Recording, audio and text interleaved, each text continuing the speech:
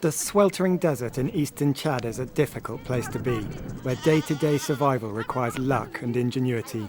But for refugees like Sadia Abakar and her 5 children, it's also a refuge.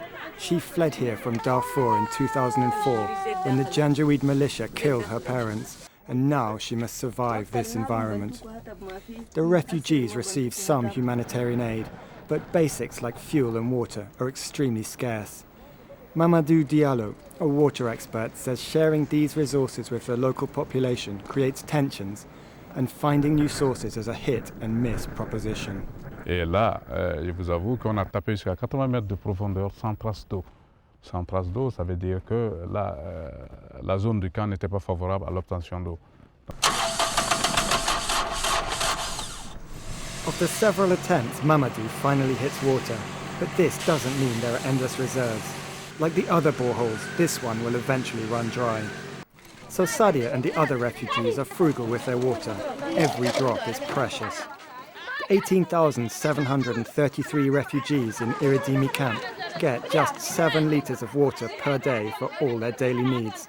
The average European, on the other hand, uses more than 20 times that amount each day. But Chad is far from Europe. Desertification and populations on the move have created extreme pressure on the region's fragile environment. Analysts say that competition for limited resources such as grazing land is a major factor in Darfur's war. And in eastern Chad, the influx of so many refugees has added to the burdens of local villagers. La manque de ressources naturelles nous amène à qu'il y a plus de conflits pour les ressources naturelles et un besoin de résoudre ces conflits quotidiennement et promouvoir l'harmonie entre les deux communautés. In addition to water, fuel is another resource in short supply. To reduce the impact on local communities, firewood is brought to the refugees, but it isn't always enough.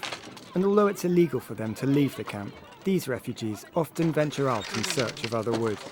But, Sadia says, when women go searching for wood, they are often at risk. برا في ناس وادين نلقوهم بسالونا بقولوا انتوا هتبدا مالو تجي تشيلوها تبدا انينا انا بابو ما تجي تشيلوها تبدا نقول لهم انينا ولا نعرفوا قدر قال بابو ودو قال جينا نشيلو بروسنا كده نمشي. To help protect the women and to conserve wood, fuel-efficient cookers have been introduced. The most popular are those requiring reduced amounts of wood, but solar cookers are also in use, capitalising on an easily available and renewable resource, the sun. Nous voulons protéger notre environnement, donc on ne peut pas utiliser souvent les bois. Donc le jour, le soleil est tous les jours là, donc on préfère utiliser ce soleil qui est gratuit. These conservation efforts help, but they cannot fix the shortages of water and wood.